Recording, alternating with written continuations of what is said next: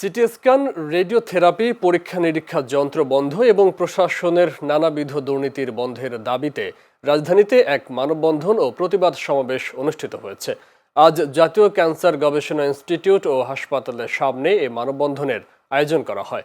ঢাকা ১৭ আসন জামায়াতে ইসলামীর সংসদ সদস্য প্রার্থী ডাক্তার এস.এম. খালিদুজ্জামান ও সচেতন নাগরিক সমাজ মানববন্ধনের আয়োজন করে।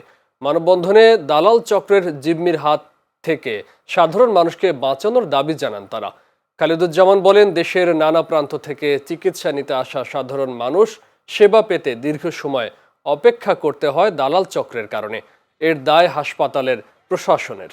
ভবিষ্যতে বাংলাদেশ জামায়াত ইসলামী যদি ক্ষমতায় যায়, তাহলে রাজনীতিবিদ এবং যারা আমলা আছে, যারা বড় বড় আমলা, তাদের চিকিৎসা আমরা ইভেন কোন বাংলাদেশি বেসরকারি হাসপাতালে না, সরকারি হাসপাতালে করা বাধ্যতামূলক করব ইনশাআল্লাহ।